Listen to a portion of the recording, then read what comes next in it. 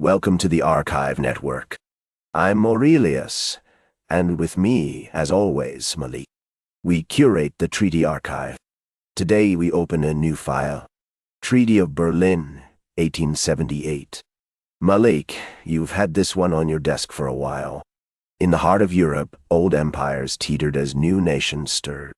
The political climate was charged, with diplomats weighing war and peace. One wrong move could ignite the continent. The Balkans, long a powder keg, were about to explode onto the world stage.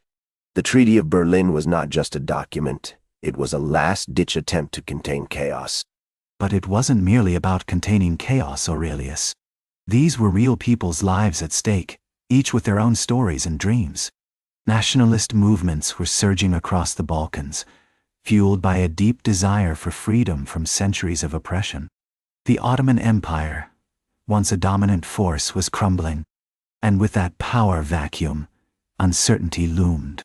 Communities were caught in the middle, and the danger of conflict grew. We had to consider the human cost and the hope that drove them. You're right to highlight the human element. But we can't ignore the geopolitical chessboard at play. Russia was eager to extend its influence, positioning itself as the protector of Orthodox Christians in the region. The Russo-Turkish War was practically unavoidable, a clash of competing ambitions. When the Treaty of San Stefano emerged from this conflict, it redrew borders in ways that sent shockwaves through the Western powers. They were understandably alarmed at the shift in balance. But the Treaty of San Stefano wasn't a solution. It was a trigger. Disraeli recognized that Russian ambitions posed a direct threat to British interests. He got it. This wasn't just about shifting borders. It was about who controlled those vital trade routes that people depended on. The implications were massive, reaching far beyond the Balkans and putting peace at risk across Europe. Real lives were at stake, and the fallout could affect countless families, not just politicians. A Game of Thrones, for sure. Austria-Hungary shared those fears, as Emperor Franz Joseph was deeply concerned about Slavic nationalism, threatening to unravel his empire. The balance of power was as fragile as a house of cards. This moment foreshadowed broader conflicts to come. Every power was weighing its options carefully, each one calculating the risks and rewards. Tensions simmered beneath the surface, and everyone knew a misstep could set off a chain reaction that would change the course of history. And yet, while they maneuvered for power, it was the people of the Balkans who paid the price. The ambitions of these leaders were abstract to them. Each meeting in London, Vienna, and Berlin felt like a game, but for many, it was life or death. The stakes were immense, but the human cost was often overlooked. That's a crucial point. The Congress of Berlin aimed to resolve this crisis, but would it truly address the underlying issues that have plagued us for years? Bismarck, the master tactician, wanted to keep the peace at all costs. His role as the honest broker was a delicate balancing act, one that could easily tip into chaos, leaving us to wonder if short-term solutions are ever enough to mend deep-rooted conflicts. History shows us that without addressing the core problems, we risk repeating our mistakes. The atmosphere crackled with tension. Each delegate arrived with their own agendas, and compromise felt like a distant dream. Bismarck's charm could only do so much in a room filled with fierce pride and deep-seated territorial claims. One wrong move could unravel months of painstaking negotiations. It wasn't just politics at stake. It was about people and their futures. The weight of history hung heavy, and the stakes were personal for everyone involved, making every conversation feel like a tightrope walk. A fine observation.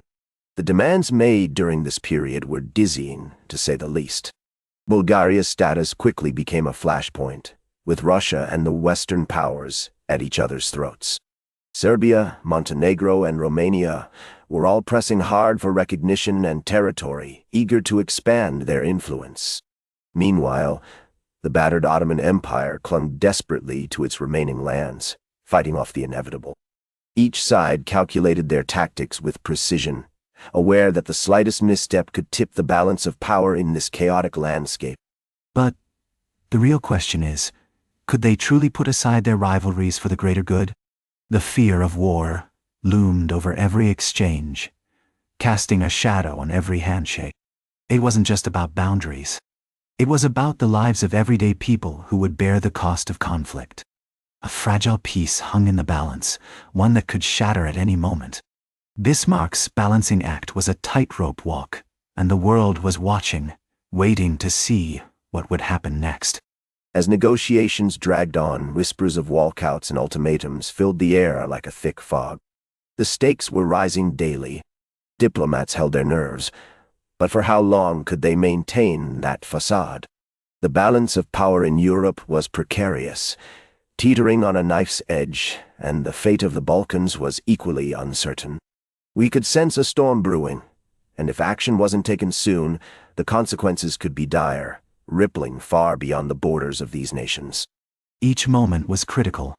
The outcome of these negotiations would shape the future of nations and touch countless lives. History has a way of unfolding in unexpected ways, often at great cost to ordinary people. What they decided in that Congress could either lead to a lasting peace or plunge the entire region into chaos. The weight of history rested on their shoulders, and they knew that every choice they made could have ripple effects for generations to come. Ultimately, the Congress of Berlin was a gamble. The stakes were enormous, and we can see how the future of the Balkans, and perhaps all of Europe, hung in the balance, resting on the decisions of those diplomats. Would they manage to put aside their old rivalries and work together for peace? Or would historical grudges resurface, leading to chaos? It's a delicate dance. Only time would reveal whether they could navigate these treacherous waters without capsizing the region. That's where we leave it for now. Part 1 of 5, Treaty of Berlin, 1878, is far from done. If you're new here, we're Aurelius and Malik, curators of the Treaty Archive, part of the Archive Network. Part 2 drops soon.